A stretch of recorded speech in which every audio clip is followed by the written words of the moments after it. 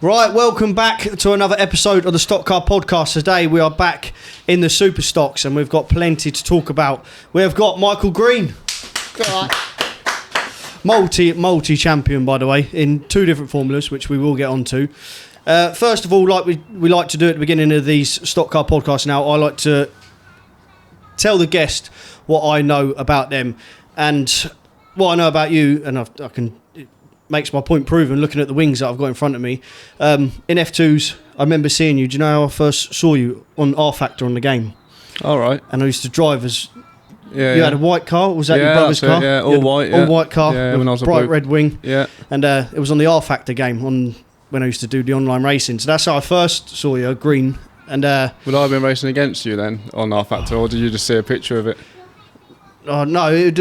Did you race the R Factor? Yeah. They had all the replica cars because they had the skin packs. Yeah, that's right. Yeah. The F1s and the F2s are the real life skins, and obviously your one. That was the first time I ever see the name Green. Yeah. And many years ago. Yeah, it was. And since then, obviously, I was doing the mini stocks, and I remember seeing you in the F2s, always with a championship wing, always running at the front.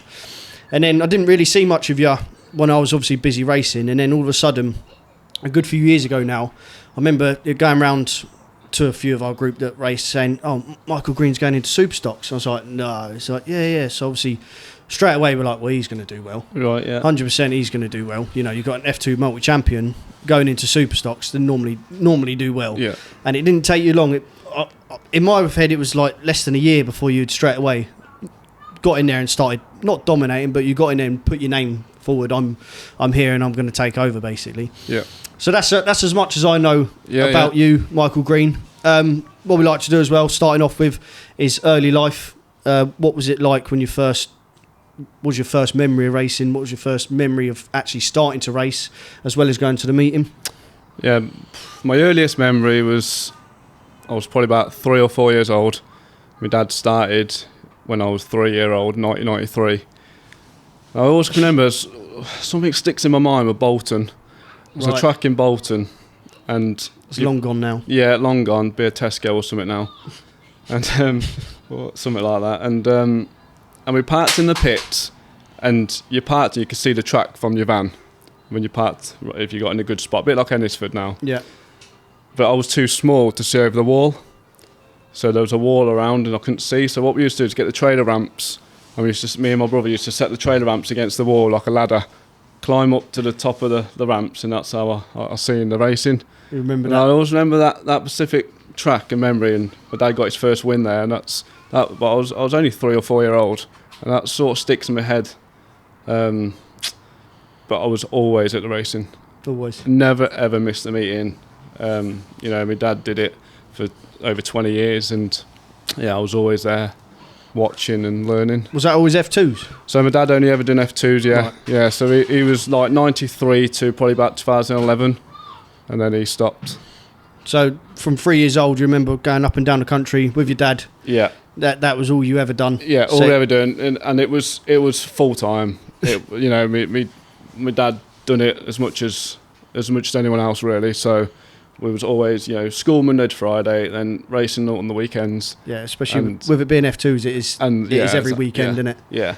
So it was so busy when you look back and you think, how did you put up with five kids as well going? 5? Yeah. So we had you used to take all 5. Yeah. So it weren't just one or 2. Yeah. So we struggled with one. It was a van full of kids, all under 10-year-old, All buzzing to go racing. Just buzzing to go racing, and like just getting in his way probably, and you know what I mean, just telling him where he went wrong. But I think he enjoyed it as much as we did. So yeah, that's the earliest memory. Is just busy with racing all the time. That's all we spoke about. That's what it's like in them sort of families. Do you ever have a memory of your dad racing then where it stands out of him actually racing? Is it a championship or a big race that you remember when you're young and you're like, I'll never forget that? Yeah, his European win, which I would have been 8-year-old, and I remember that. I used to just love when he used to win a heat or final, because I used to go around on the pace car. Back then when you was allowed to do stuff like that sticks in kids' memories, innit? So whenever he used to win a final, I was straight at the pit gate, like, Dad, can I come on? And I bet he was like, bloody hell, you know. Again? But then, you know, I used to go round and used to get the trophy, and that was just such a good weekend to... does make it as a kid, doesn't it? Yeah, that's what's missing now. You know, you kind of... Unless it's a big championship, and sometimes they let the kids on after the moment's gone sometimes, you know. But back in the day, it used to just be... Right, pit gates open. The pit gates open, everyone runs on. Dad. Yeah, and it was brilliant then, wasn't it? Yeah, it's definitely been a few times now when we've won something, and like, I just want my family on there with a picture and stuff like that. Yeah. Especially we got little saloon and that. It'd be nice to do it, but it's surprising how much that means to you and what you can look back on and what it means to them. You know, it's all right them standing in the crowd and clapping, but there's nothing better than running on the track, them sharing it with you, just as you're getting on your roof. You know, that's... Oh, I've got goosebumps now, just thinking about it. That's what we want, innit? That's what we need. We need the sport to try and bring something like that back. It's just the memories it makes. Yeah, it stays with you forever, and it makes you want to go forever. Yeah. Because you want to make their memories more, their memories. Even on parade laps, you know, taking your lad round on a parade lap before a world final, that's special to me and him, you know, but you're not even allowed to do that anymore. No. You know, you can't even have your zip down here anymore. No, that's what I mean. You get out your car, don't you? And there's a photographer there with shorts and t-shirt on taking your photo. And my zip's down here, and I'm not allowed. You know what I mean? And it's just mental. It's mental. That's how it's what it's like, isn't it now? Yeah. So, out of 5 of you, then, how many races? Was it just 2 of you, or? Yeah, just me and Stephen. Yeah. Me and Stephen. How did that come? Why was it just you 2 then? Well, the other 2 are girls, which I'm not saying girls don't race. You're gonna get shot. That come across wrong. So 2 sisters, just. Yeah, to be fair, they wasn't actually that interested in going to racing when they were, get a bit older. Yeah, so they obviously come till they was a certain age, and then, you know, one still comes a lot now, but yes. And then David, which is the middle one, weren't into racing. Just went a different way, really, with life.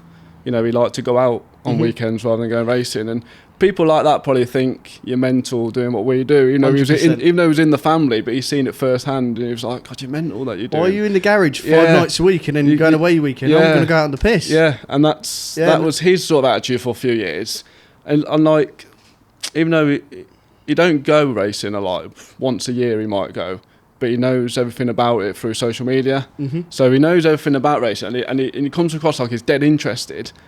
But he never don't. No, he don't go. And he's had one go. He's had one go in a practice, but I wouldn't let him in my car. It was in Stephen's car. And you had a lot of faith then. Yeah, we was at practice at Birmingham, and he said, "Can I have a go?" So I pointed him into the direction of Stephen's car, not mine. Even though he was a brand new, and mine was not. And I remember he come out the corner and he just lost it, and I thought he's going to come straight across the centre green where we was like parked. Oh, no. But he caught it. And he carried on. I thought, to be fair, if you've caught that, you've got something in you. You know, you could. But he never had a go since. And things like mechanics races, they've stopped now, haven't they? Yeah, where very few they do them, or they might do them on a shale race or something.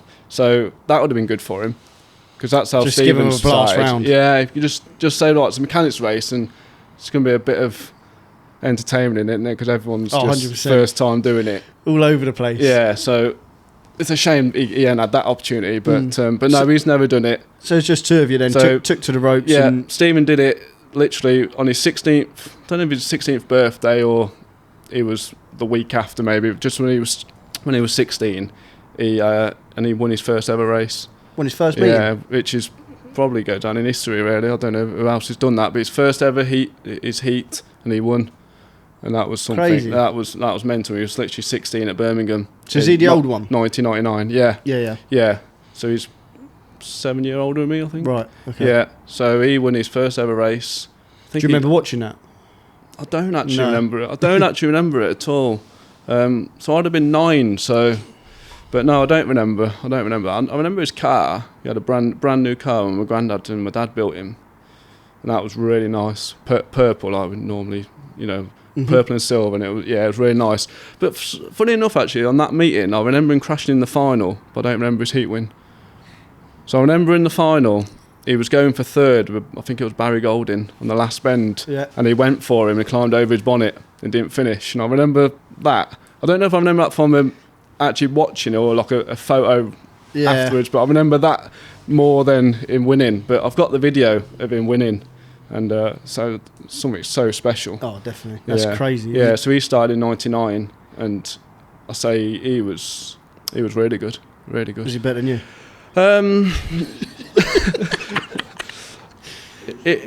If he would have done it for, as long as me, and had the funds that I've been given, I think he would have been. I wouldn't say better, but on par. We say on par. Yeah, we got to stay. He was obviously always better than me when I started. Yeah, and we'd done say 6 or 7 years, and he was always better than me. He was the older one and been doing it longer. Right. Yeah, and I learned all my stuff from him. Right, but all the mistakes he's made, he's passed on to you. Yeah, and set up, doing it together in the garage and stuff. So I learned a lot from him. But then I got to the stage where I could beat him then. And like about 2012, we were both red top, and then he was sort of asking me set up questions then, because he was like, "How were you so fast at Northampton and stuff?" And so it become a bit of a rivalry sometimes, because we almost didn't want to tell him how to go faster. And looking back, you think it's a bit mean, isn't it, really? Because you want your brother to do well, but I was that focused. I'm like, it was quite nice that I had an edge on him. And I was like, I hope you don't find out why I've done this. You know what I mean? But sometimes I'll be changing the car in the garage and he'll come down and he'll disagree with what I'm doing. And if I'm changing springs or something, he'll say, "What are you doing that for? You was fast last week or whatever." And I think I've got to him here. I've got to him because he wants to do it in his car, I reckon. And then if I was fast that weekend, he'd be asking questions then. So it was good. It was fun. A nice bit of friendly rivalry, which obviously the competitiveness inside you does come out, which it does in a lot of us. That's what we do. And you're like, actually, no, mate, I won't tell him that setup change. Yeah, exactly. But coming back from that, then when did you start in a junior? Was there even junior football? How old are you? No, I'm 35. Oh, so you're not too much older. I started. I'm so old now. I didn't do any junior formulas, mainly because of having 2 F2s in here with my dad and brother. So there was no room or time. No, you didn't get looking. Honestly, there was no room or time for a mini or anything for me. Yeah. It was, I had to learn everything through watching, which is not a bad thing, especially with your dad and your brother. I learned a lot. Well. I learned a lot in the garage, and I learned a lot just watching, because I was like so focused on it. I was probably 12, 13, telling Dad how to not set a car up, but he'd go out in practice, come off, and I'll tell him exactly what it's doing, and he'd agree. He'll say, "Yeah, it was, weren't it?" You know what I mean? I had that eye where I could see if a car was loose at a certain point in the corner, and I could tell him what to change from very early. So I sort of didn't race, but I could. I could gauge how where you need to be on the track and what moves you need to make. I'm guessing, without doing it. And then I started in 2008, about 2007, 2008. So I was 17. 18, we had 3 cars just for a short spell. Saying it before we started the podcast, that this garage had 3 cars in it, and you're like, how? As you say, you've added a few extra bits now, but you made do it. And to be fair, it wasn't a struggle really. It wasn't really. You look back now and think, how do you do that? But if a car was at the front and you was third in line and you needed to get to the where we scale it at the front, or you needed to load up, you just helped each other. There's so many times my car was at the front and I'll leave the diff out by purpose so Stephen can put my diff in to move it. I did that regularly, and that just helped me out. I'm not here tonight, but if you want to do it so you can scale it tonight, crack on. Stephen would ring me and say, I've only got tonight, because he had such a busy family life. And he was like, I've only got tonight, I need to scale my car. What state's your car in? Because it's in the... I said, diff's out and everything. I said, you need to put the 3.5 in it, and then and I'd come home and it'll be done, and I'll be like, cheers, mate. Yeah, you just helped each other out like that. Yeah. And we coped with 3 cars for 4 years. 4 years. We had the lorry. The one car went in the back of the lorry, then we had a trailer on the back, and then you'll take a van and a trailer for the other car.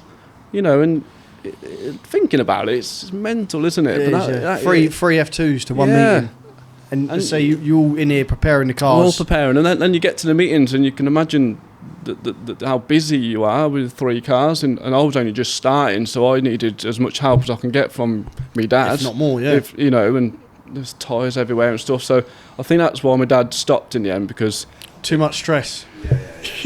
it was getting to the point, I remember him saying it was getting to the point where I went out in practice and he'd went out in practice and we'll both come off and his focus was, what was Michael's car like? And I'd say, oh, it was rubbish, it was doing this. So he'd have to come and help do my car and he'd forget what his car was like really. I'd be like, oh, what was yours like? Oh, it was all right, but I ain't got time to go out again. Yeah. So, you know what I mean? And I think it was hindering him. Hindering your performance, having all three of you. Yeah. Stephen was fine. He was already been doing it years and he was on his, you know, but I needed the help and to have even a pair of eyes on the other side of the fence, tell him, because you know, as much as I can say what the car was doing and stuff, and it's nice just to have someone else, 100%. you know, instead of me trying to explain it to him. So I think it got to the point where Dad said, look, it'd be better just to let you two focus on you two. You're both, you know, doing well.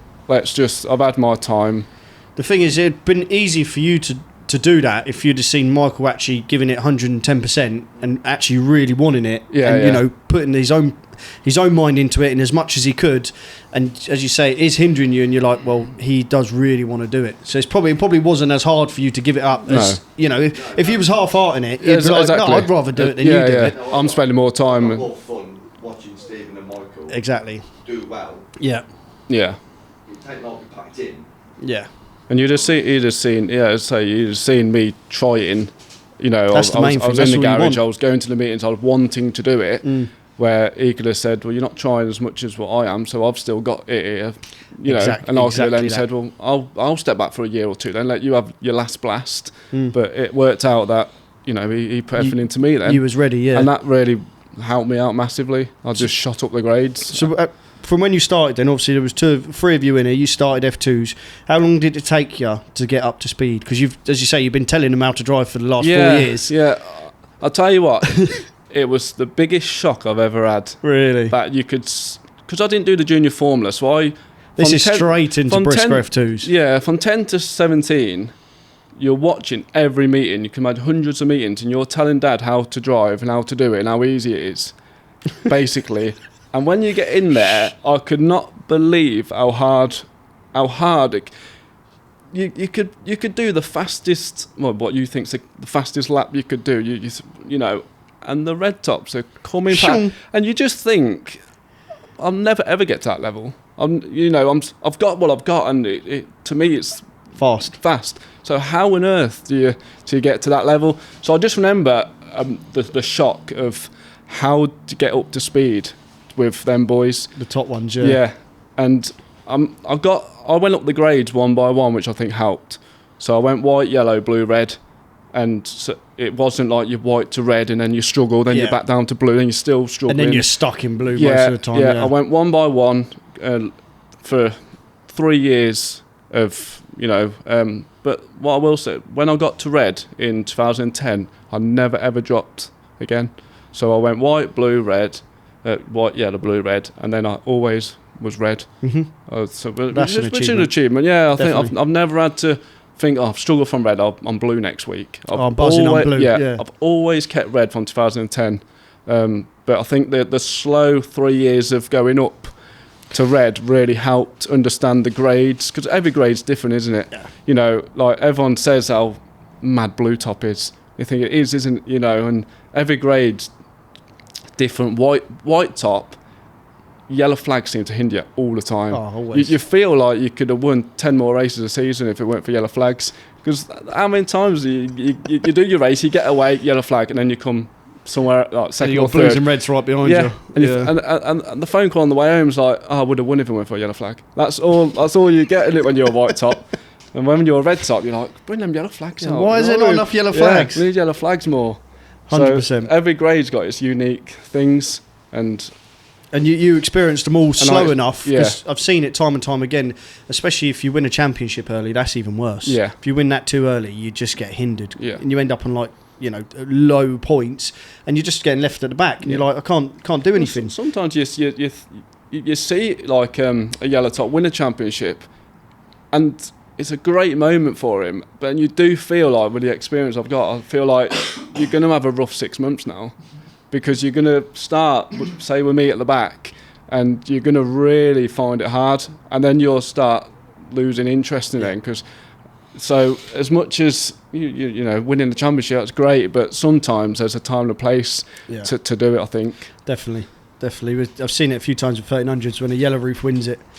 We got the best in Britain where it's off grade as well, and there's a few times and they win it and they just struggle. Yeah, and then the interest does go. And if you when you're building your way up the grades like the F2s, like you've done whites, you've got a couple of top 10s, you're buzzing. Yeah, you're buzzing, and then you get to yellow and you still manage a few top 10s, top 5s. Yeah, you're buzzing. I can do that off yellow, and then same with blue, same with red.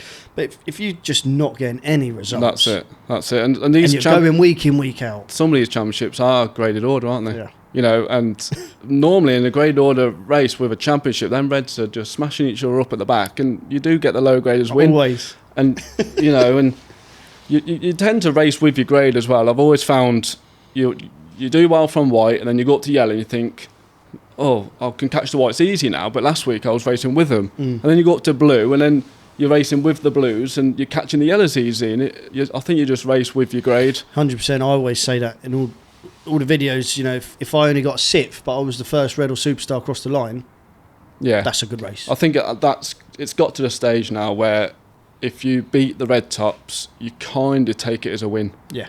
Because if you can't catch the low graders, it's out of your control, I feel.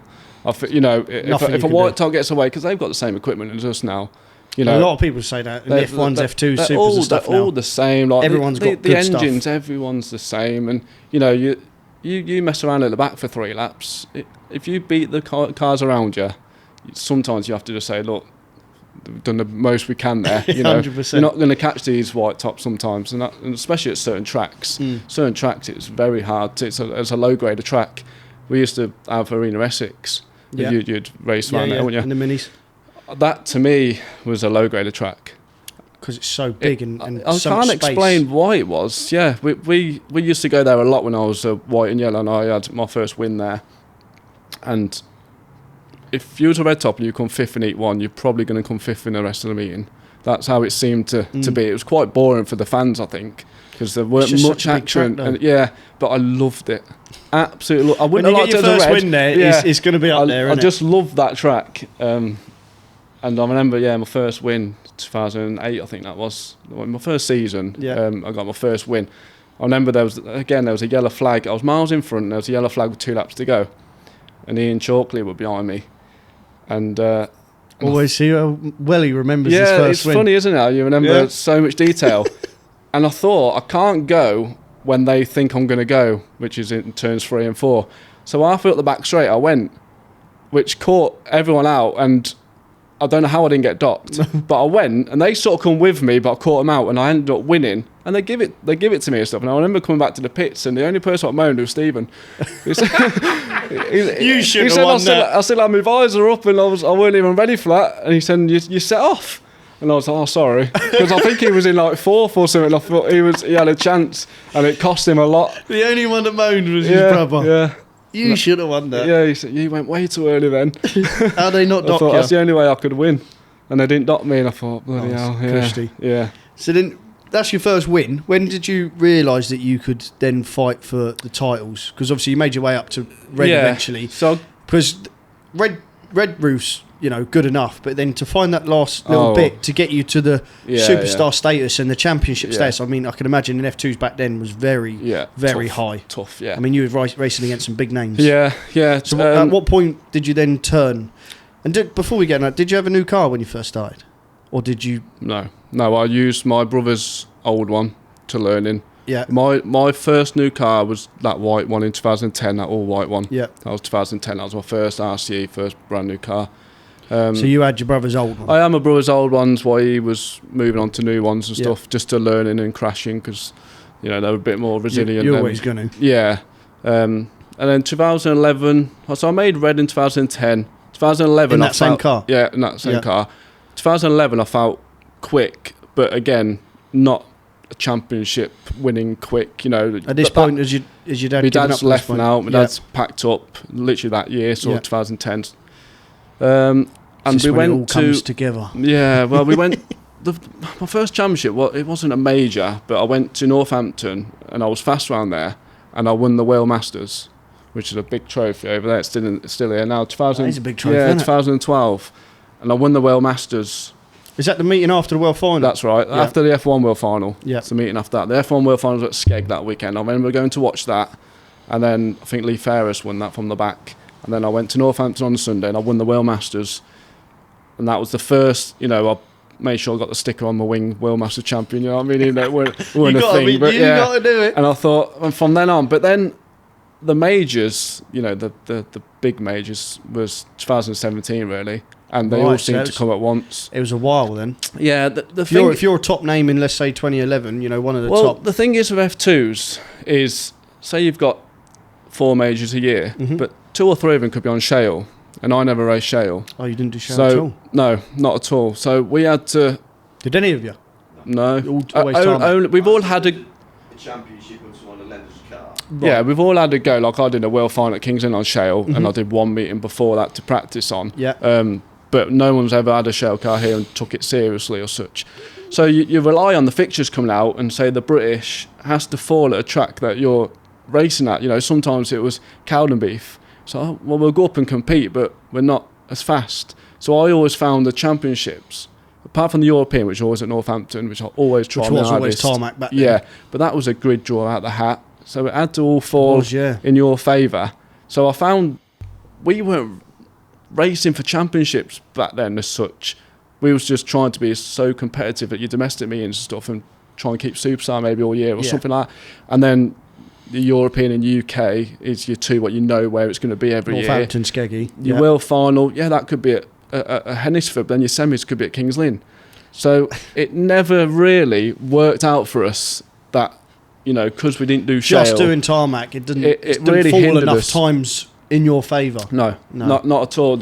So many times it didn't, there was 1 year it fell in our favour, 2015. It was a semi at Skeg and the World at Ennisford.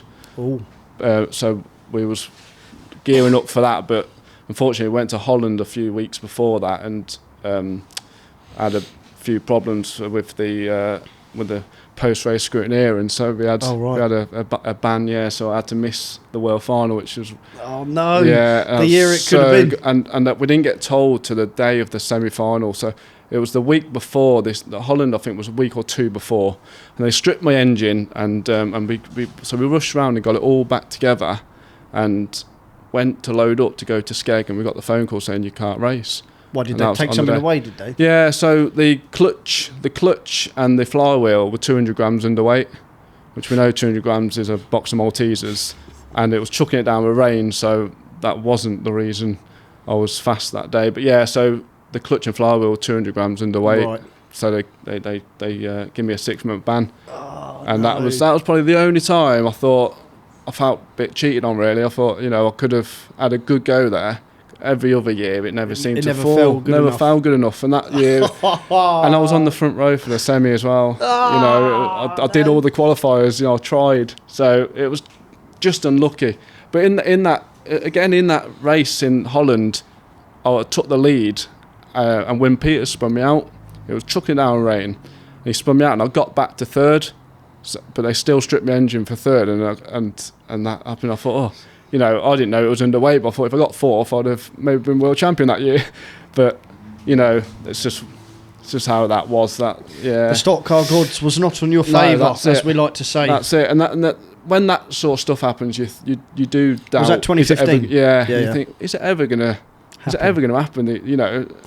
Was you consistent superstar then? Yeah, all the way up until probably about 2013, 14, 15. I was winning races regularly as such at domestic meetings. 2017 was the standout year where I won 50 races in one season, which we got dead on 50 on the last race of the Skeg. Wow.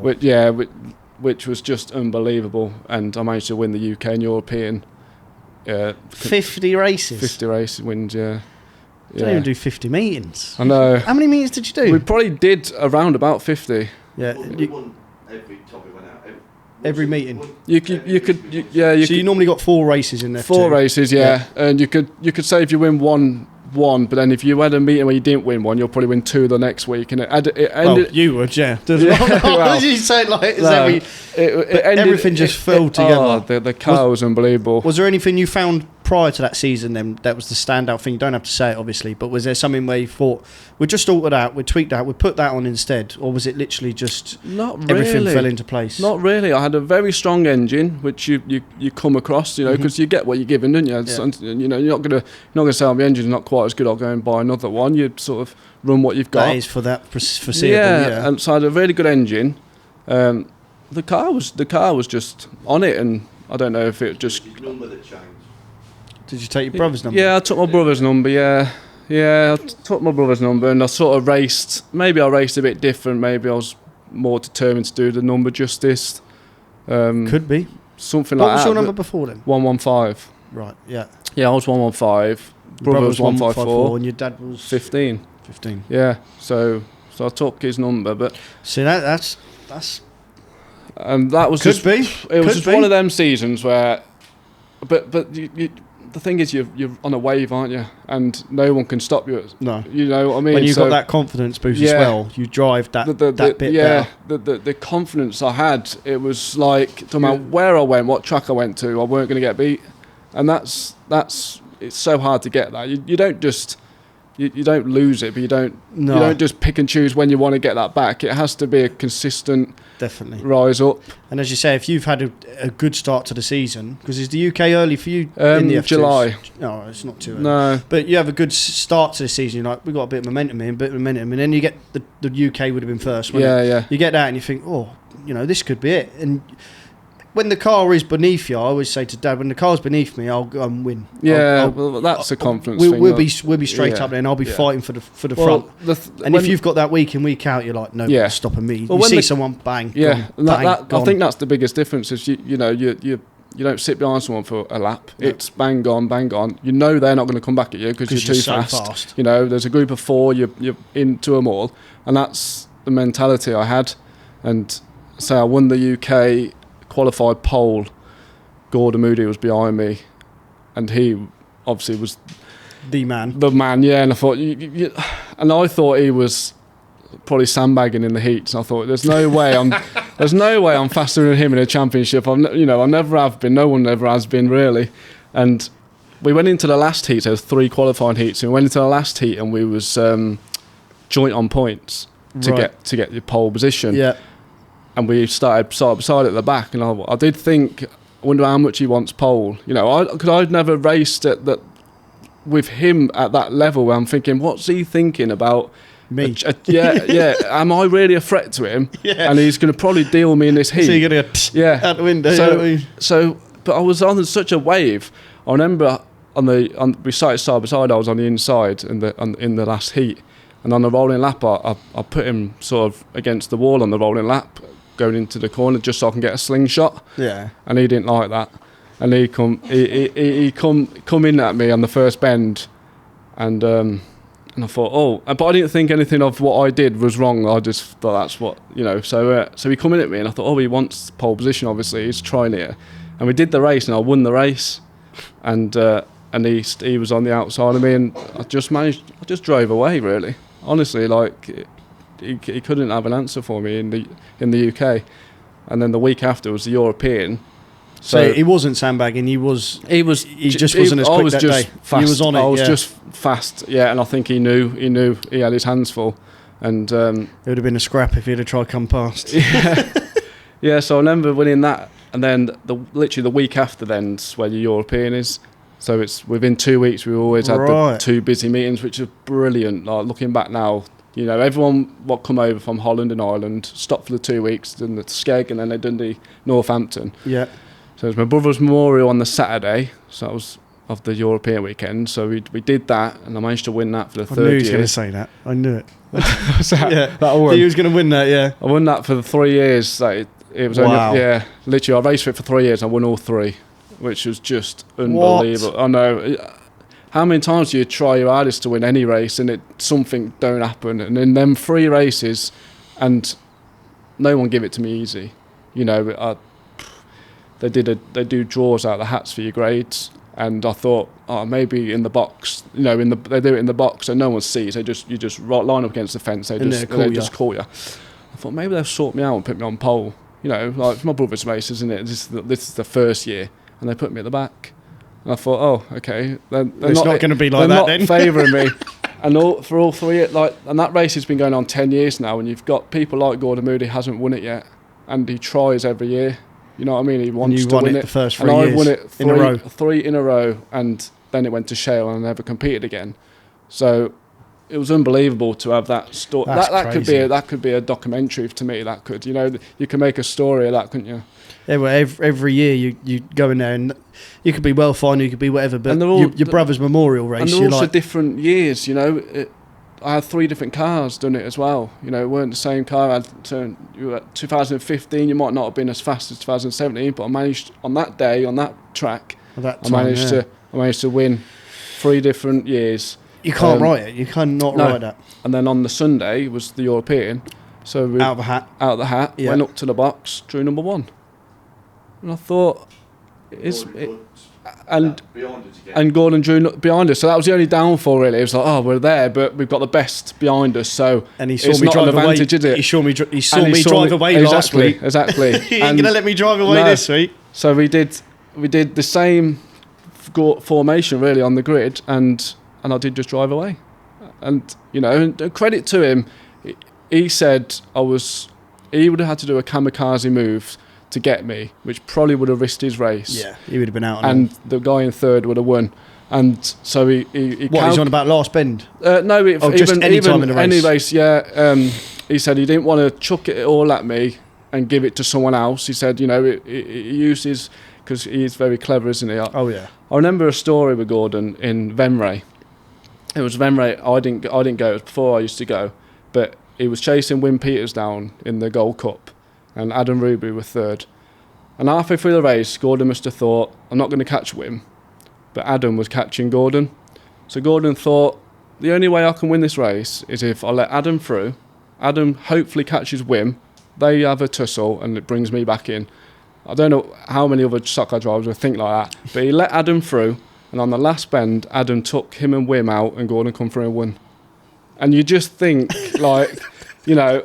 You got to have some balls to do that. Why can't we all just drive like that, you know? But yeah, so he risked it. You know, he could have fighted with Adam for second, and that's it. But his mentality was, the only way I can win this race is to let someone, because I can't catch Wim. And that's kind of what he did to me in them 2 championships. I was lucky it was him behind me, because anyone else would have thought, I need to stop him.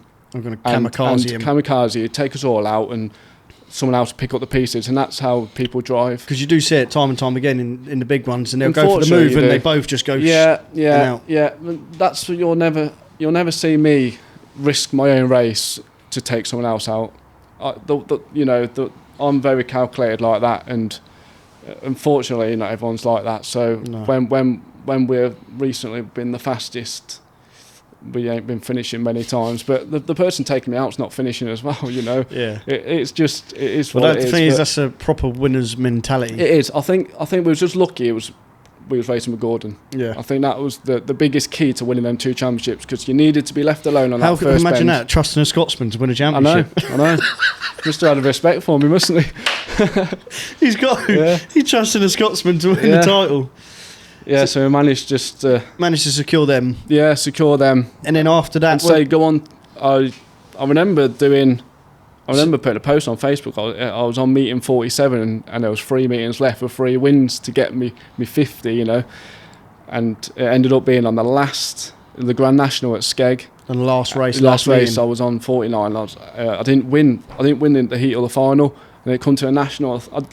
Even though 50, what's 50, you know, 49, 51, what's the difference, you know? But it is no difference. I want 50. And in the national, I won.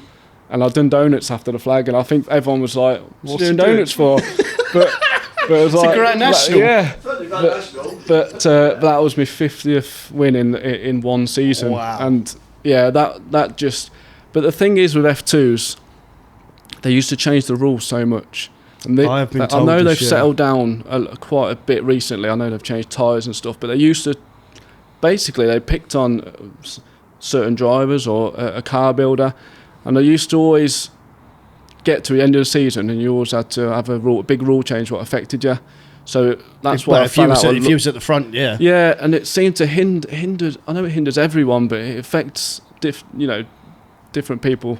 So we had silly things like we used to run an MSD box, and it was only us what ran one, and then they banned them. It's just an ignition box. There's no advantage to that. So you deal with that, and then they'll ban your torque arms. So you couldn't run a torque arm. RCs was known to have torque arms, so we banned that.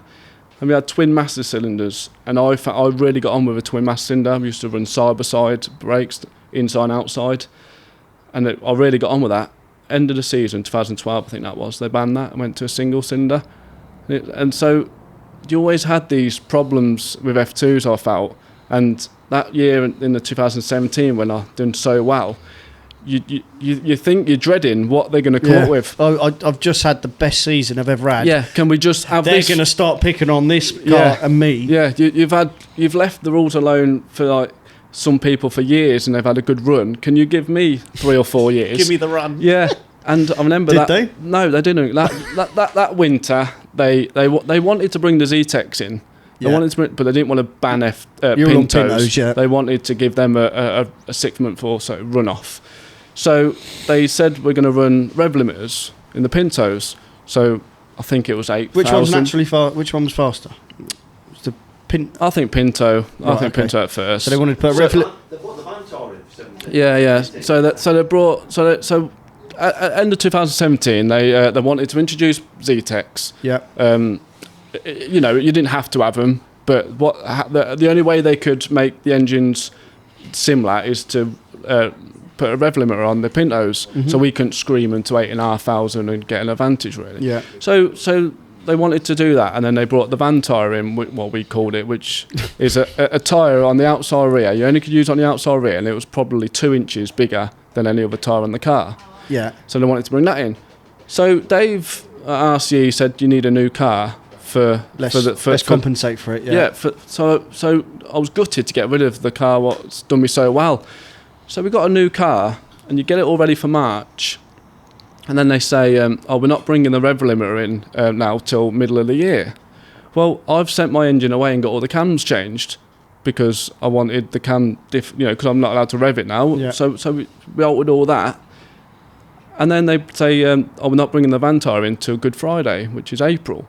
So you race it, you've gone off the back of having such a good season to then running in March with the cams what you don't want to run in the engine and stuff. So then they brought the van tyre in after April Did time. you have a new car? Yeah, I had a new car for season? that start of season. Yeah, so that new car was based for the van tyre. So you're sort of waiting for that to come in, and then that come in, and then we just didn't get on with it. Was you at a disadvantage before that with the new car? Yeah, Oh, you was? yeah, because he did change chocker points and stuff for the 2 inches of stagger we're going to be, running in the tyres and stuff. Yeah. So it just felt like you've gone from such a good year to all these obstacles, and it really deflated me. And I know it was different for everyone. I know, but it affected you. It affected me so much that we did 3 months, and let's say I didn't win for 3 months. It was like that, it was like going from having 50 wins. Yeah. Oh, mate. So it was just a kick in the teeth, really, that they have to change the rules to slow. They brought the van tyre in to slow the cars up, and silly rules come out. So we ended up just literally falling out with everything they kept throwing at us, really. The thing is, when you're at the top, at that level, you are putting everything into it. So you're putting, not 100%, you're putting 105, 110% in to stay at the top. So therefore, if something does annoy you and you lose that little bit of motivation, it's massive. Yeah, it is. If you're just a blue grade just doing every other meeting, it's not too much, you're not putting 110 in. No. So it just doesn't affect you as much. No. But No. So you don't need as much motivation. I think it was the drop off. I think that's what did me. Oh, it's gonna. It's gonna. Yeah, it's gonna to anyone. It was like, what a season! Let's have the same next year. To all of a sudden, you've got to change this. You've got to change that. It's not going to be the same. You're not going to be as fast. You've got to learn your setup again, and that's how it felt. It took years to get to the top, and then you've took it away from me after one season. Is how I felt. So But that sort of time in my life was when I met Sarah. 2017, I met Sarah. So halfway through 2018, and I fell out of F2s, and we had a bit of a break from it. I made the decision to move up to Sarah's, which is how far? I'd say you was living here 2.5 hours. I'd say on a good run from here, cool, from where the car will always stay here. So I moved up there. Basically, we said we're not doing F2s anymore because once I've committed to moving up there, I couldn't come down as much as I wanted. You know, I was doing 50 metres a year. Did you do it for a little while you'd moved? Did you attempt it? Yeah, we did actually. I think what was that like? The problem was you needed to spend so much time in the garage in the week, and I wasn't here. Things like sending your tyres to get buffed, you know, just little things, you know, checking your diff poundage. I used to check that every meeting, you know, and I couldn't leave that all to Dad. You know, Dad's a bit more old school and he's not as precise as what I used to be, you know. Yeah. Dad's very much, the car was good last week, it's good this week. Yeah, you know, just do a wheel nut and we're right. Yeah, yeah, let's clean it and it's fine. Yeah. So I couldn't race like that. No. I couldn't say I won't see the car now till next week, and then there's a list of jobs I want to do, and everyone else is like, we ain't got time to do them. Yeah. I'm not. You're just not happy. No. So it was like, 6 months we sold the car and just didn't race. And then you start thinking, this can't be life now, can it? I'm only 28 year old, and I can see how much it affected Mum and Dad as well. You know, all they've done is race all weekend, and they're not the type of people to go racing if we're not there. No, so it's a family thing. Yeah. That's so you end up ringing on the weekend. What you up to? Or Dad's gone to work because that's just where they live. There's no racing now, so you might as well work. Yeah, I'm doing nothing, and you feel like, no, we need to race. I'm not seeing you because there's no reason to come down as much as such. So that's when we never seen Superstox before. Never seen them. Never been Speedworth before? Never been, no, nothing to do with Speedworth. We've always been Brisca. And that's when we said, they're the same car, aren't they? You know, they look the same. They do look the same, yeah. Seating position's the same. You're not gonna have to adapt to anything other than the odd rule changes, the difference in the formulas. Different tracks, which were quite exciting, to be fair, to race at different tracks to what I've ever raced at before. Yeah, because before Speedworth didn't have any, Brisca's didn't come to any Speedworth tracks. Not like now, they do have the odd visiting one, don't they? Yeah, well, when I started, when I used to go, obviously you're doing your Ipswich, your Aldershot, your Yarmouth, your Eastbourne, never seen them. And that was quite exciting. You know, that was like a new lease of life. A bit of a buzz, yeah. It was, I didn't know any drivers, didn't know the tracks, but it was a similar car, so... And say I started in March 2019. And did you have a brand new RCE? Brand new RCE. Yeah. Z-Tech first time. And we went Z-Tech because they was just on the crossover of 2 or 3 people had Z-Techs, and we thought, let's just... Now's the time. You might as well go with let's work with what we've got. Because you don't know any different coming into these, exactly. do you? So you that's another thing. We thought, let's have everything different, and then we're starting afresh. And say 4 months later, I won the world final, and it was just mental. I was going to ask that question, but it's just 4 months in, just won the world final. So you would have started late on the. So I started halfway through a Superstox year, because Superstox is the same for Brisca F2s. It starts from February, March, all the way up until October, and then your season's done. Points reset again. But obviously Speedworth, Superstox. It's world final. So that means your points would then reset August time. So then you started in. So I started in March. So which isn't the beginning of the season. That's halfway through. You're 6 months in, aren't you? So I raced as much as I did up till the world final, and I was probably 7th row. That's all. That's all points I could gather up. In Scotland, and say first time I went to Lochgelly, never been there before because F2s didn't race there. No. Just done the practice, car felt good, and then won the world final. And I can't win another one, but but to win another one. That one just fell into place. But the thing is with that is I didn't realise how big it was. It's the race. Yeah. As crazy as it sounds, because I've done World Finals in F2s and stuff, and Which is they're massive. And I know that World Finals now are massive. I'd love to win another one. I know how much it will mean to everyone. But then, I don't know what it was, but I just won it, and I took it like it was another heat. I crossed the line, didn't do any celebrations, no donuts, just parked in the middle, got out the car, didn't go on the roof. And I remember there's a YouTube video of someone videoing it, and they were shocked that I didn't do any celebrations. And they said on the video, they said, look how cool and calm he is. You know what I mean? Like, it's an everyday thing to just win a world final. He said, look, you don't have to celebrate. That's what he was here to do.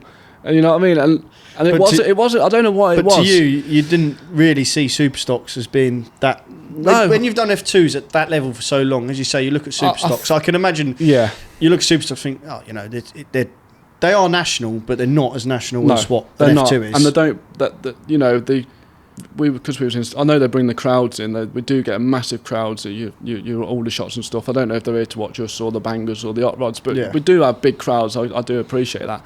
But Scotland wasn't a massive crowd. It just didn't seem the scene to be climbing on my roof when, say, there's 1,000 people there, 900 are Scottish. They're not cheering me.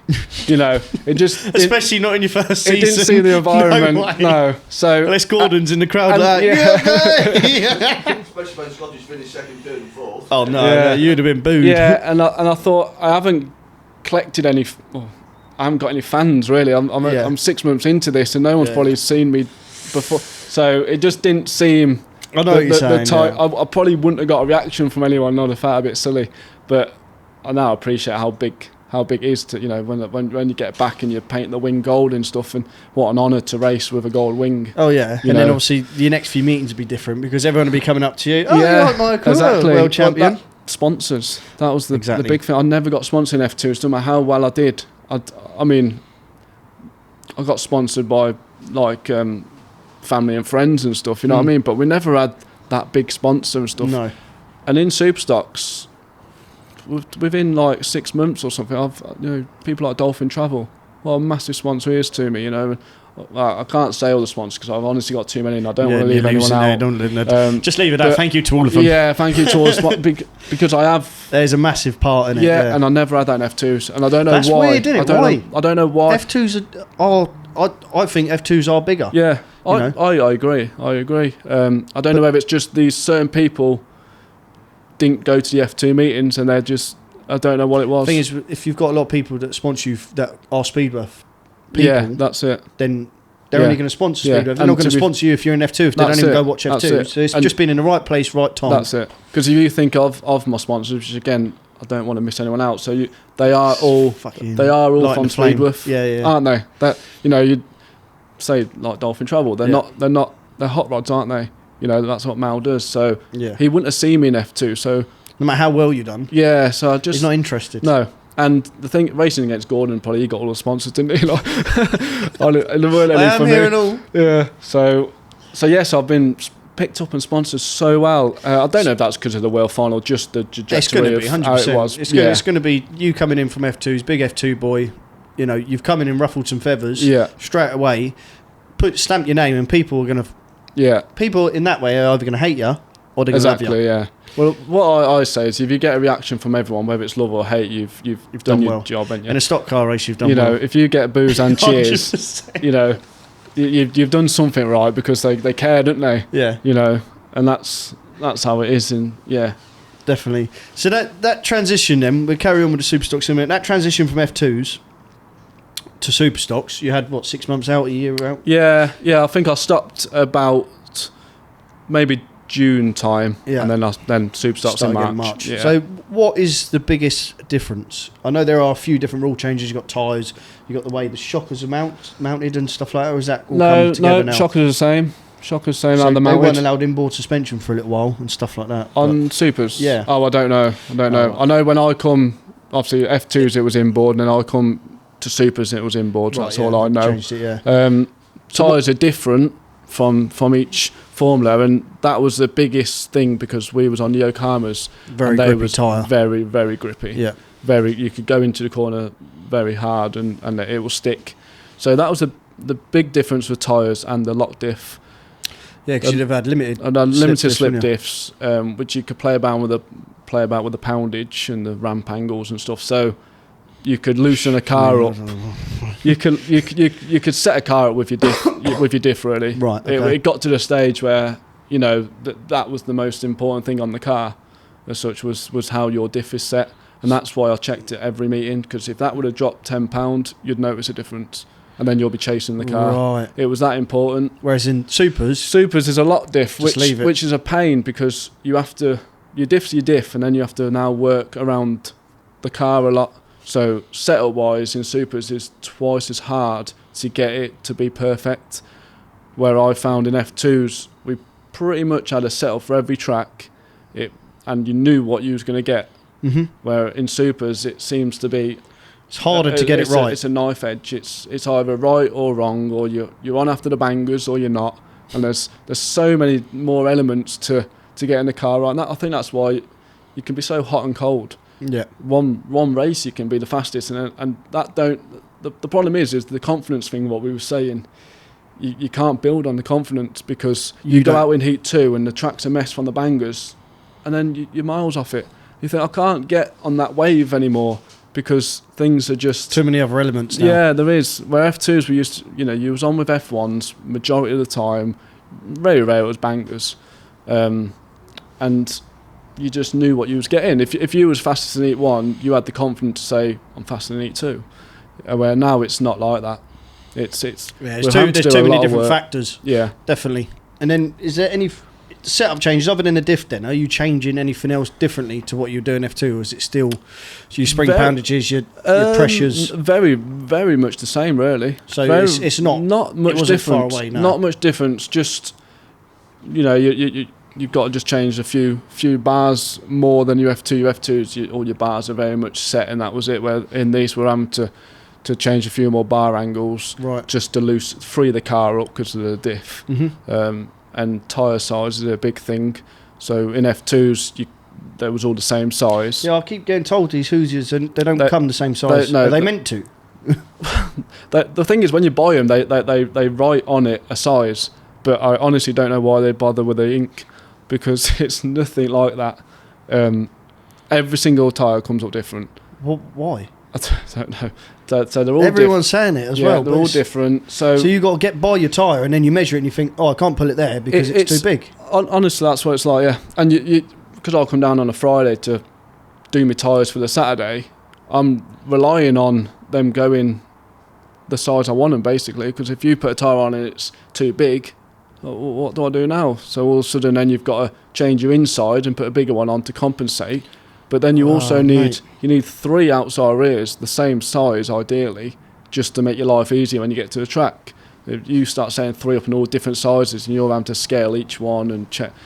So the biggest headache, the headache in F2s was the tyre buffing. So I used to have to travel to Dave's and get them buffed and stuff. The headache in these is it going to come up at a sensible size where we can? Yeah, and obviously you've got one tyre per 2 meetings now. Yeah, one. Yeah, so you also got to keep track on that and keep up to scratch with that. Otherwise, if you don't do that right, that's going to hinder you, exactly, yeah, because we're not allowed wets and dries. They are your wets, aren't they? Well, they are my wets, yeah. So, some people bank new tyres, and then if there's a wet meeting, they might use some.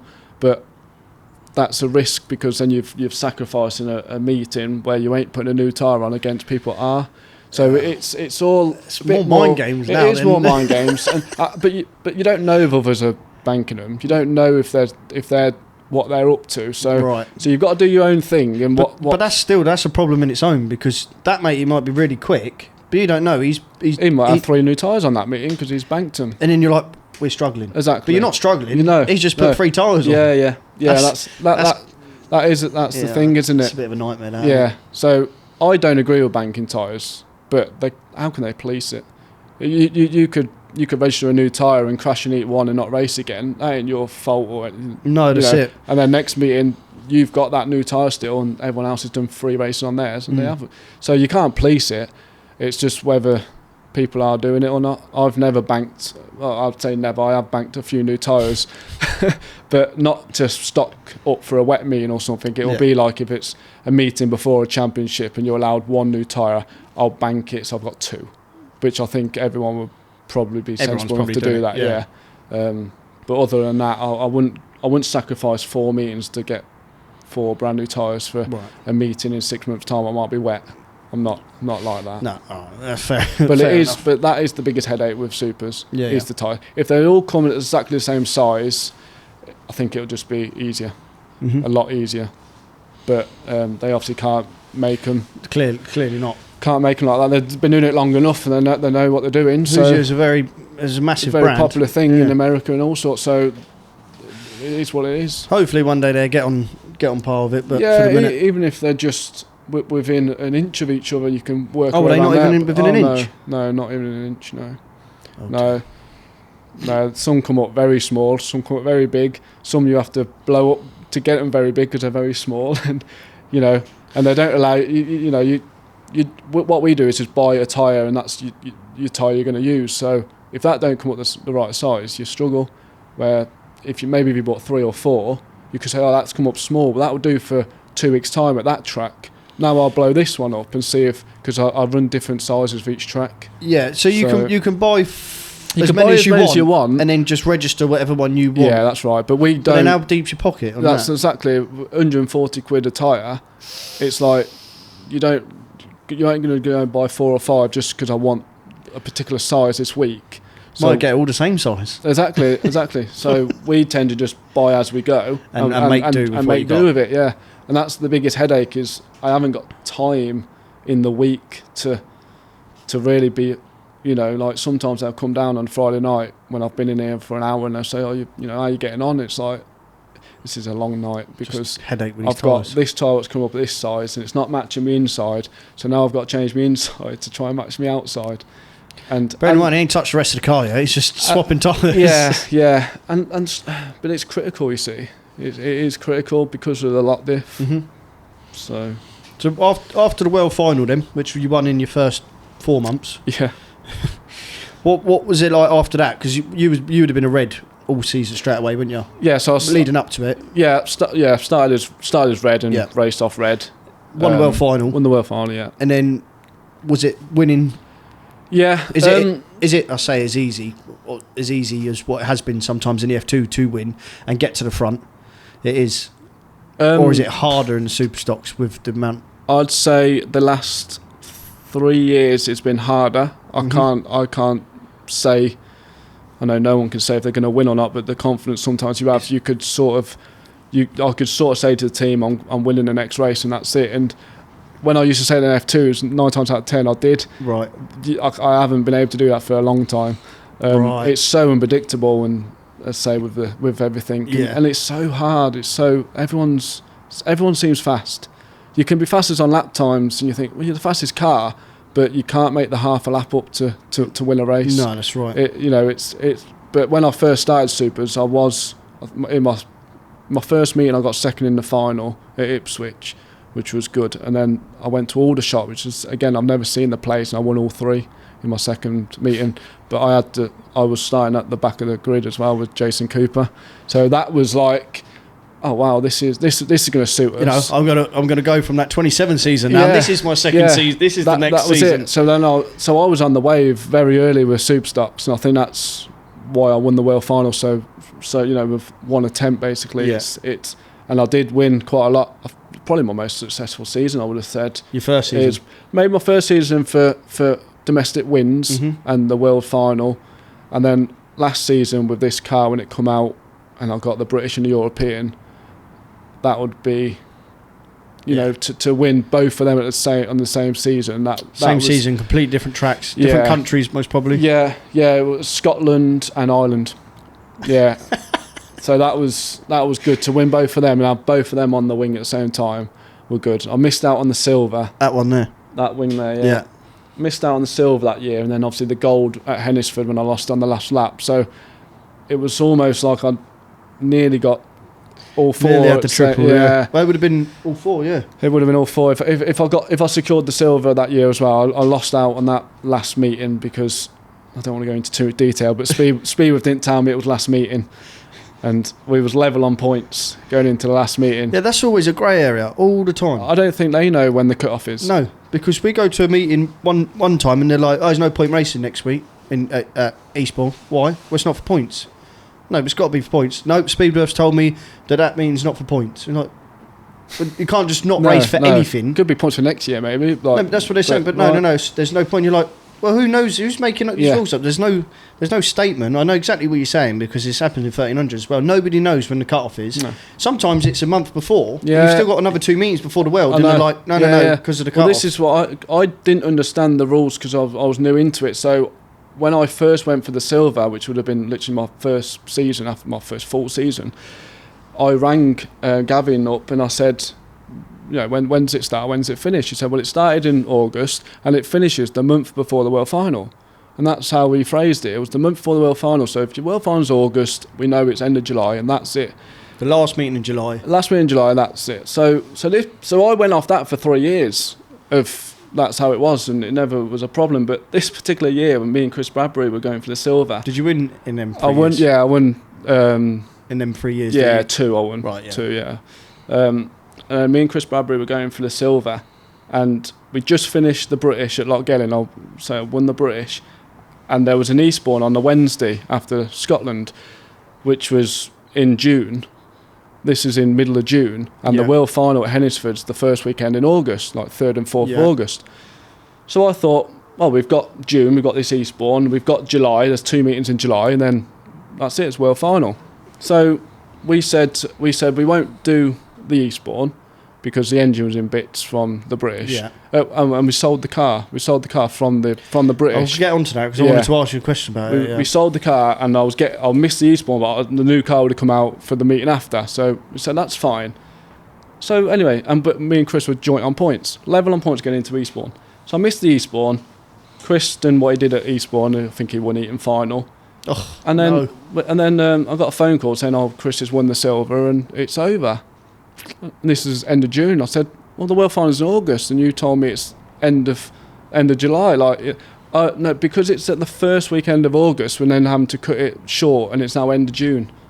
But you didn't tell me that. So, but what I was more annoyed at, I wasn't annoyed that I lost the silver that way. What I was annoyed about is you've got 2 drivers at the top of the game, level on points getting to the last meeting of a silver roof shootout, and you haven't advertised that. You haven't said you haven't advertised.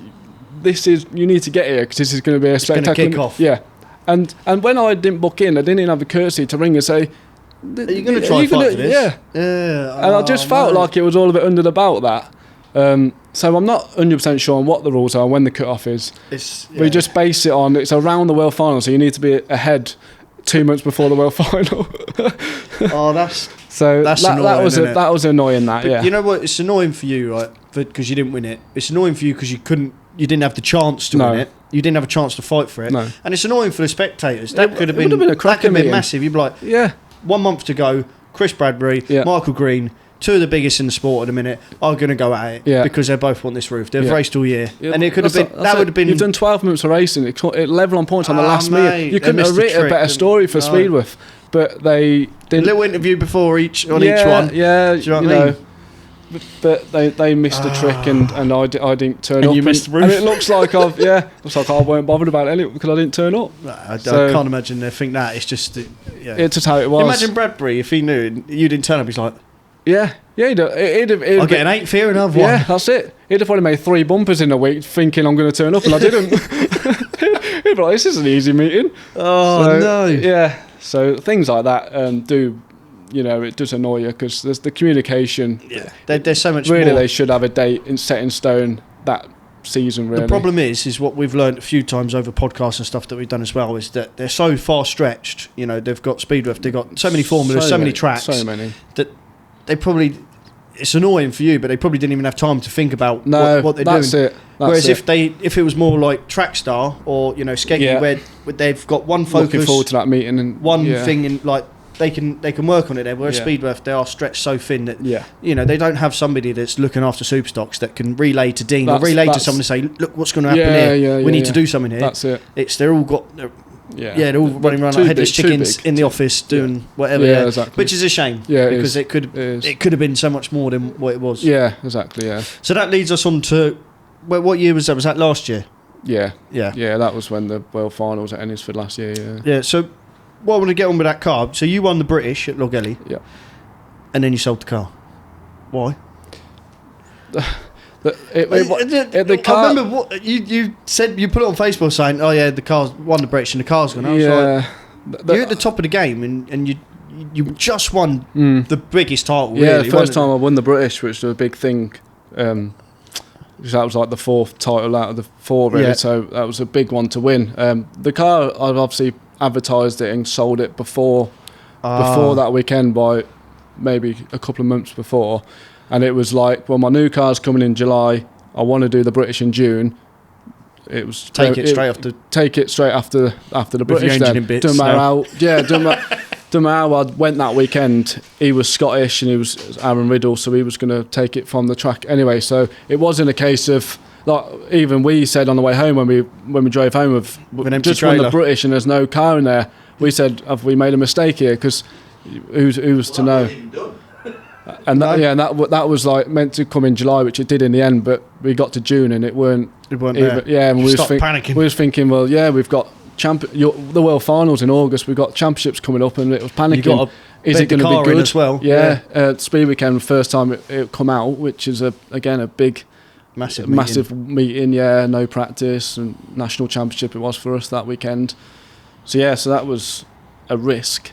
Like it always is with a new car, isn't it? But I've had so many now that... That's right. With you always seem to... Are you like a 1 year and then you're like, I want a new car? I'm keeping the second-hand market going. That's what I'm doing. You're just introducing them to everyone else. Yeah, just helping everyone else. And they're good cars as well. It's not like you're just putting a load of crap out. The thing is, you get to a season and a half with a car and it's got such good value if it's going well that you can pretty much, sell it on, get another one. You would have spent $3,000 maybe on new shockers, new Nerf bars, new bumpers. So updating your car you've got, that $3,000 you would have spent on getting a new car on track. And the thing is with the cars, they take a bit of a battering and it's all right replacing shockers and rose joints, but what about your ignition switch? What's going to let you down one day? Or what about your master cylinder? What's going to them things go faulty straight without warning, And you think why, and then you realise it's 2 years old and it's been battered to pieces. And how much do you renew at that? You get to that winter and you go, oh, we'll use this again next year, so let's renew so-and-so. But how much where do you stop? Yeah. So sometimes we find it's easier. If you can get a new car, which we're fortunate we can get, to sell it on, start afresh, and hopefully the mechanical failures don't occur as much. Because you're so used to a new car all the time, you've probably got that under lock and key. Really. Yeah. You still will obviously get your gremlins, but if if somebody gets a brand new car that's never had a brand new car, they're going to have gremlins. Yeah. Obviously, but you've probably got on top of that now. Yeah. So you're saying it's about $3,000. If you was to sell and get a new one, it's only $3,000, which is probably what you'd spend updating it for the new year anyway. That's what we always think. I can't ever do it because I just can't. But I always said in stock cars, every 2 years, really, you should be getting a new car. Yeah. Because ours probably yours do more higher speeds, but things do move. Ours is an original car. Yeah. So it's got very little tin that holds a lot of important things that is going to flex and move. So ideally, in an ideal world, every 2 years, you should really have a new car. You have a big crash and you get the tape measure out and you think, oh, it's half an inch out here, isn't it? It's like, sometimes it handles better when it does that, but Jack Howard. Yeah, it's like, oh, it's a bit up on that corner, but it'll do. Yeah. And things do move, and some cars take a battering, and Yeah, I think definitely if you want to be at the top, these are a lot more technical than what I do. So even more so, if you want to be at the top, you need the freshest equipment. I think so. And there's no point running around. If you've got the skill and the knowledge to be at the front, why are you running around in a 5-year-old car when the other 2-3 top boys have all got brand new ones? Yeah, and it's just you're there's a bit wasting more your play time in your steering wheel every meeting, and you just things like that. Just like let's just start again. And stuff. The only thing I'm helping people out what are getting my cars because I'm realising now that they're like challenging me now because they're in a quick car. Yeah. So I understand that I am not helping myself really by doing it, but well, you are and you aren't. But as you say, you're your own enemy there. Yeah, you always think a new one will be a step up again, so you've still got the buffer to them, but you've made them quicker against other people. So, yeah, we've always tried to. It still puts cars out there and it brings more people into the sport. Exactly. Anyway. So if you're not doing anything, you're bringing more cars into the sport. I'm making the second-hand market better and because if they can't get a car and I can, then have mine and I'll have one. So one thing I like to touch on is car preparation. I like to know not what everyone's doing, but how much they are doing. So in the F2s, right, what was let's say around 2015 to 2017 when you were at the top, what sort of week in, week out, what is your week like? So yeah, you was living here. I lived here and all I knew was making that car fast. So I wasn't going out and wasting any time. I was in here. I'd probably have Monday off, maybe an unloading day or something, but kind of try and have Monday night off. And then you're in here every day then. And Tuesday to Friday, you're at night, so 6 till 10 of course, at nights. But you'd send your tyres for buffing, or you'll go through your tyres and you'd see which ones you need for buffing for what track. So I'd travel to Birmingham, drop the tyres off. Dave would do them while I waited. Who's Dave? Dave RCE, who builds the car. Yeah, okay.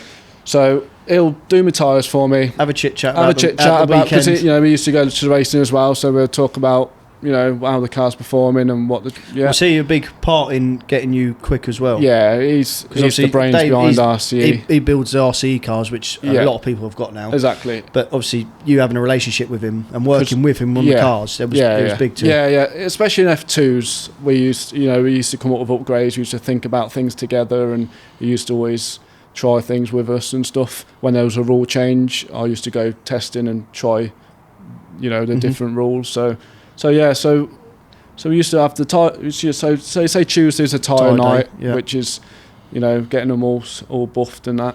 Making sure you've got the right ones. Make sure you've got the right ones, and obviously there was unlimited. So you'd have your 4 on your car. You'd have 4 spares. You'd have 4 wets. You'll then have 4 intermediates because it might not be as wet drizzle. So you had tyres everywhere, rims everywhere, every week. What was it like with 3 of you in it then? Wow. Unbelievable. Yeah, I think I was a bit more OCD with how many I needed and stuff. Yeah. I think especially when there's only just you in here now. Yeah, I think they was very much, I've got my dryers, got my wets. No tyres. They've got them all. Yeah, I nicked all yours. Yeah, so I was a bit OCD with, I wanted to get to the meeting and make sure I've got everything covered. Yeah. And I wasn't like, it's drizzling, I ain't got that tyre because I couldn't be bothered to do it. I tried to make sure I've got everything and I'm ready for it, sort of thing. So say that would have been one night doing that. Yep. I used to take the diff out every week, whether it needed taken out, changing or not. Yeah, just to check the poundage. Yeah.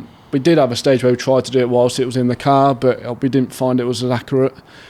So then if that was slightly out, you're a few hours chasing your tail to try and find £5, which is what I was obsessed with, trying to get it perfect. Well, it worked. And it worked, yeah. Things like bleeding the brakes. Used to try and bleed the brakes every 2 meetings, really? Even if they wasn't like you just go around, do them, just to make sure they are spot on. Yeah, because at one stage they're going to pick up a bit of air and they're not as good, but you might not notice it, and it might lock a wheel up. It's got a bit of air in it.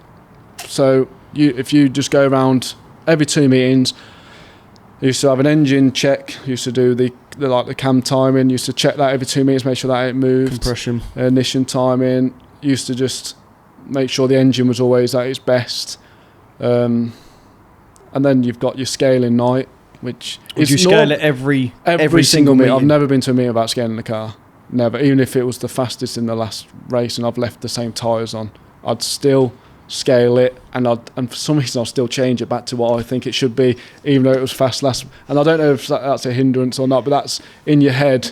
That's what you go with, and that's what you start with. That's how I've always been. But the scaling's the easiest bit of the week, I always find. Mm-hmm. Everything else building up to that's your hardest bit, and then the scaling's, you're normally not too far out on scales. Well, when you've got new cars all the time, it's you've not had a big bang. No, exactly. So you a tweak tinkering here and there just to get it to where it needs to be. So you was easily 4 days, and that's without if I wanted a night washing it. Just stuff like that. That's so you're 4 days easily, but then because you was racing Saturday and Sunday, you had to have tyres for both days, different tracks, we used to have to then change the diff maybe on Saturday night before the next meeting if it was a different size track. Yeah. The thing is with the buff tyres is they only can buff to your rim, so you can't buff a tyre and then put it onto a different rim. You've wasted your time. It's got to buff to the rim you're racing with, because some tyres are not quite the offset of the wheel and stuff like that. The tyres aren't all oval, are they? So to a rim, so you could get a really bad tyre, what's like a 50p piece, and you could buff it, and half it will be bald and half it will have loads on. Yeah. So you buff them to the rim you're racing with. Right. So we used to do, say we had a Birmingham and you didn't run buffs because it eats tyres, so you want tread. So we used to do a Birmingham Saturday night and use all your new tyres and all your tread, and then I'd have to put all my buffs back on them rims, but I'd have to have marked every rim to every tyre of what Dave's done that week to put them to back, make sure they're back, because to where I didn't they was. have enough rims, unfortunately, to leave them to the side and say they're my Sunday tyres, so I had to use them rims. So there was, honestly, it was carnage. It was so busy, but looking back, you don't know how you did it, but in the moment when you was doing it, it's just normal. It was easy. It was I'd send 5 tyres to Dave, he'll buff them down, I'll bring them back, I'll strip them all down, but mark, put a line, mark everyone, put my tyres on, go Birmingham, come back Saturday night, take my tyres off, put all them back on, make sure the lines are marked up, the tyres are to the rims, and that was just how we used to do it, and it was every week, constantly. Go to bed about 2 o'clock and watch Dave's one. Yeah, go to bed at 2 o'clock in the morning from your Birmingham, go off to Skeg, and as long as you was having successful results, why change? That was, that was working. Yeah, it wasn't like you're doing too much here, but it's not work. Yeah, you look like an idiot now because you're just going mad and you're not getting anywhere.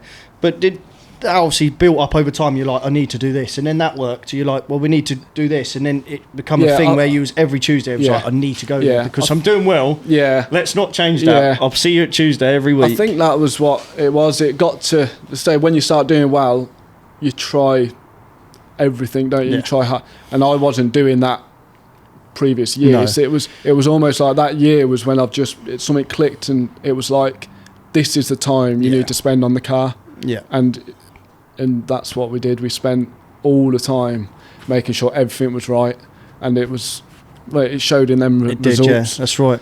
So then moving on to Superstox now, because that was back when you was living here. Yes. The Superstock is now here. Yeah. And you live 2.5 hours away on a good run. Yeah. So what does your weeks look like now? Your days in the week look like now? So I've still got the same mentality of trying as hard as I can to get everything right, but I think the time that goes, you will stop racing. I've got to do it in one day now. That's my problem. My problem is now is I tell Dad and Daniel, who come down the garage, sort of, they kind of know what needs doing if they need to renew some bumper work, say. So are you meeting them at the tracks now? No, I always come down here on a Friday night. Right, okay. So in the week they'll change the diff, let's say, because that's something they can just crack on with when they've got 2 weeks off. I don't need to come down and change a diff. Oh yeah, because now it's every 2 weeks pretty much. Every the 2 odd weeks. meeting you will have back to back. But Speedworth now it's every 2 weeks. Which gives them a break as well, because I'm not just sat at home 3 hours away phoning them saying you need to do this and this and this. And by the way, I'm racing this weekend. They've got 2 weeks. Yeah, everything's set. They know. Yeah, they know if there's a bit of metal work needs doing before I come down, a diff needs changing. Then I come down on a Friday, say 6 o'clock, and then it's tyres. That's basically all I've got left to do is get my tyre sizes right, grind them all, get them all perfect, and scale the car. Mm-hmm. And that's sort of what it's become now. They do all that side of the work, and I just do tyre prep and put setup. Your touch on it. Yeah, and I just do the setup, and then we go race on the Saturday. And that's so we've sort of condensed it down for me to just do it all in one night. So even if you got 2 weeks, will you still come down on the Friday? You're not racing. I'll only unless I have to come down for a family event, let's say, and I'll say, I'll sneak in the garage for an hour. Everyone's having a party out there. We're in here. You always have to come in just to look at the car, and then all of a sudden you've got a spanner in your hand, and it's like wheels off.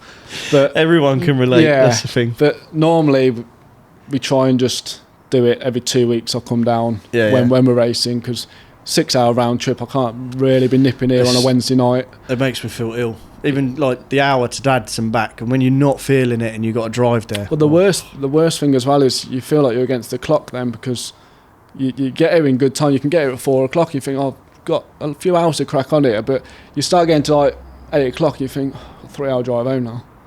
You know, so we don't tend to do, unless I have to come down for to help out or something. I generally don't really come down. The thing is with these, are they a lot more tamer than what the F2s are then? No, they're worse. They're worse? They're worse because I don't know whether it's the drivers or the tyres or something, but they just run into each other all the time. They're just constantly getting battered up the wall and stuff. Where in F2s, you didn't really. I think they had a lot of respect as well for each other. Yeah. I think we used, you had the odd occasion where, but we all ended up in the wall. Yeah, but you I don't know how much you've watched of Supers, but the championship races are just brutal. That there's 4 or 5 of you on the wall all the time, and that could be like every championships, and it wasn't like that in F2s. And do you not think? I don't think in F2s when I raced. I just remember always just first lap pile-ups every time. Yeah, but I never used to say. For instance, the UK and European, what I won, so that was the easiest first bend I've ever had because the right person was behind me. Where we don't get that now. Superstox is everyone's pushing, and normally Tommy's at the back there as well. Yeah, it's giggling away. Yeah, first bend now. It's Tommy's pushing. Yeah, someone's pushing, and and you don't get anyone thinking. Mainly because if I'm the fastest, they need to take me out to stop me. But they take their self out doing it, and that's the annoying thing. Yeah. Where in F2s, I think everyone was a bit more respect, a bit more calculated. Now it's like I'm not going to let him win. If he's going to win, I've got to take him out. Yeah, yeah. And if it means taking myself out and all, yeah. I mean, I come across blue tops and stuff, and you've caught them up, you've showed them respect because you've tapped them wide, and then they come flying back at you. Yeah, that's annoying. And their argument is, I'm not gonna let you drive away, but if that's the case, then when I'll catch you, I've got to hit you as hard as I can, because you are going to come back at me, aren't you? And this ain't for the win. This is just on lap 1 of 15th place. You feel like you need to come past me. So it's a bit of a different element to it in Supers. I didn't find that in F2s. I know you always get the odd rivalry in person and stuff, but in F2s, I think the right people in championships were around you. Yeah. And I do think you could get a lot more success with the drivers. Was there? I think Supers are obviously brilliant to watch for the crowd. I think every championship in Supers, it's just like that. Hennisford World Final was just crazy, So it is entertaining, isn't it? It's just unfortunate when you're at the front of it. It's just annoying for Michael Green. It's just annoying for me. No one else, just me. Yeah. Obviously, you said about Gordon Moody as being, the one to beat in F2s. Was there anyone else really stand out? I mean, you did race against some big names. I remember seeing a lot of big names. Was there anyone else that stood out to you? Say Gordon was. He was always at the top. Still is. And still, is at the top. And if you beat him, it's almost like, did he let you win? That's how it felt back then. It felt like if he wanted to beat you, he'll beat you, and if you beat him, he let you win. Right. That's I felt that's how it was. Because I grew up watching him. Yeah. And just you can't get on his level, and that was it. And I did for a season, and that was great. But it didn't become a rivalry where we smashed each other up. No. I think we had the respect that it was like. We're both quick. Let's both try and win. Yeah, we've both tried to produce the fastest car this week, and unfortunately yours is a bit faster than mine, so you deserve to win this one. That was the rivalry, yeah. I suppose it was a different kind of rivalry as opposed to some where you're not winning, I'm not letting you get away, you're not letting me get away, we're going to put each other in the fence, and that's a big rivalry, whereas yours was like, ours was a bit mine like was quicker tactical. this time. It was almost like he's done a better job this week in the garage, so you win this one, and I'm going to tune it up for the next one. I'll get you next week. If I drive away from you the next one, that's how we... That's just different mentalities, isn't it? Yeah, I don't think you could do that with anyone else. I think Gordon knew he could do that with me, and I could do it with him. I've raced against so many good people, so many, especially when I first started, because when you first start, they're your idols, aren't they? Oh yeah. They're what the ones you look up to. The ones with the flashing lights, and you're like, I want to be them. Yeah, you want to be like them, and you know, you watch your dad race against them, and you know, they are the pinnacle, aren't they? Like, so yeah, I've raced against some really good people. And then Supers, you obviously mentioned your Silver Roof fight with Bradbury. Yeah. You probably had a few big ones. I think you've had a few ding-dongs in Scotland and in Ireland as well, haven't you? Yeah, we've had some. We raced with Chris Bradbury in F2s as well. So we had he was very good in F2s. He was very as well. good, especially just before I got good. So around maybe 2012, so he was Silver Roof, and he was really good. And we've had some good races, and he really took it to me. He brought out a car what was matched mine. What's this in Supers? Yeah, in the last year he was. Didn't he build his own? He built his own, yeah. All of them. Credit to him, yeah. Yeah. So he really did have a fast car. So we ended up having close battles all year, especially like say the Hemisphere World Final. Mm-hmm. It was out of me and him at one stage, and so we had some good battles with Chris, and then when I first started, I had some battles with Nick Roots, which was a family friend from growing up in F2s because his dad did F2s. Yeah. So we used to, when we was... You two used to race together, and now so you two racing my together. dad and Chris used to race together, and I used to always go all the meetings. Nick was always there. We was always just on the bank watching our dads, cheering each other on and stuff. So then when he dabbled in F2s mainly. He'd done like the Holland weekend and stuff. So we did race against each other. Yeah. But he didn't do it to a level where he could compete. He could compete. Yeah. So when I come to F2s, he was established red top. Supers. He was obviously good. He was up there, wasn't he? He was up there, yeah. And so it was nice to race against him. And both at the top, racing against them, both at the top where the competition is at its best. Well, when the first season when I won the gold, he won the silver, and I remember lining up at the back with him, and it was almost like full circle. This is mad that we was 9 and 10-year-olds watching our dads, thinking like, oh, we're going to be good, aren't we? Like this, laughing and all of a sudden you're silver and gold. Yeah, both at the back, the last two cars on the grid, silver and gold. That's wicked, isn't it? We did have a moment where it was like, this is cool, but the only problem is 2 people at the top ain't gonna wash, is it?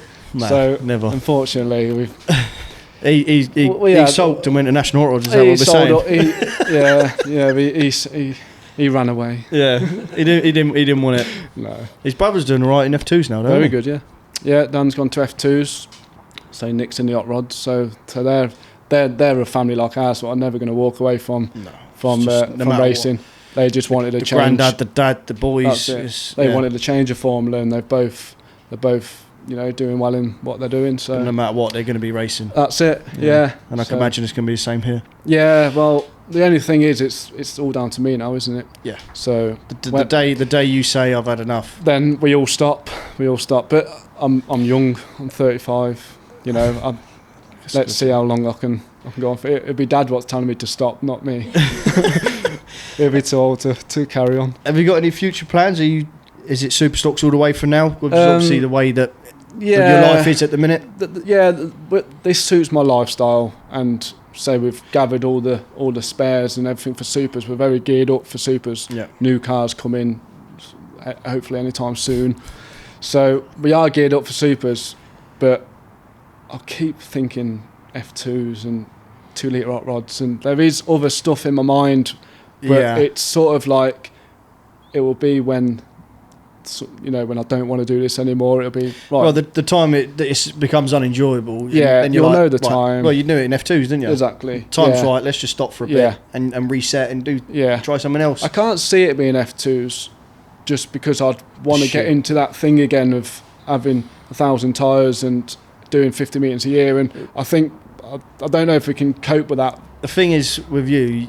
No matter what you do, you want to win. I want to be competitive, and you want to be at the top. And if that means you have to do Superstox, not that they're any, but they're easier for your life, for my life. Everything. To be at the top, you got to race Superstox, not F2s, because you haven't got the time. So no matter what you do, you're always going to put that effort in, and this if you go F2, your life's going to change. It's more effort. Your life's going to change.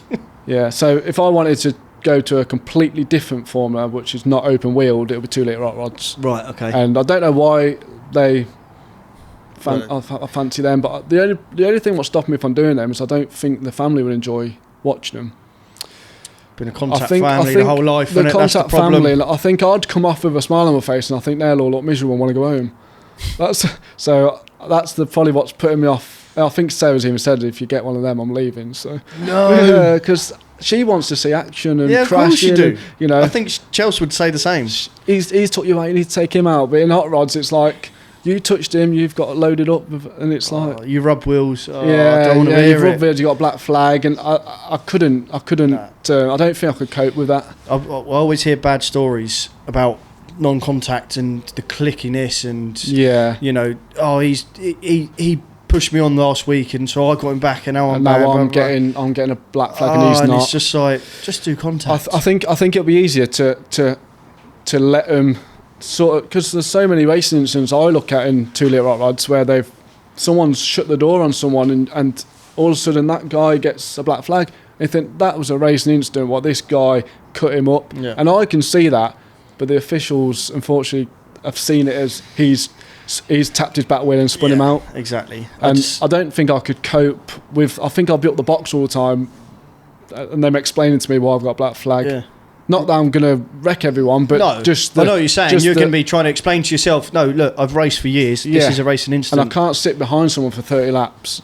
I've never been like that. So no way. I'm going to try and nudge you and go around the outside and stuff. So I don't know if I'll be able to cope.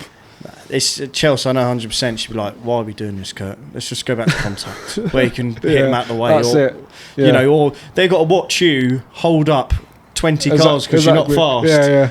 Do you know what I mean? Yeah. Oh, Kurt, you're embarrassing yourself. Yeah, there's 20 cars. You've raced defensive all race. Yeah, do you know what I mean? For 6th place. Yeah, that's no. But they do look enjoyable to drive. To drive. Yeah. Like, well, they're more enjoyable than national hot rods, and they're more enjoyable than stock rods because they're rear-wheel drive. Yeah. They are, other than lightning rods. I would have said it would have been lightning rods for me if I would have gone non-contact all day long. But obviously they're not. They're not about now. No. So 2 litre hot rods would be the thing, but I'm the exact same as you. It's like you want 2 litre hot rods with saloon bumpers. Yeah. Don't you, really? That's what we want. Another new formula. Yeah, Dean, get on it. Yeah. Nice. So I think we've touched on most things. Yeah. Anything else you want to add? Any sponsors you want to thank? Everyone. All the sponsors. Yeah, I've had so much help, and little and big sponsors. So which is massive. Yeah, and coming to Superstox is like that. Yes. How did that happen? Exactly. Yeah. So it's good. Everything happens for a reason. All the names are on the car, so everyone knows. Mm-hmm. They're all appreciated. Nice. And it keeps me hopefully at the top. Top man. So, yeah. Wicked. Thank you very much, Michael. Thank you. And we'll see you in the next one.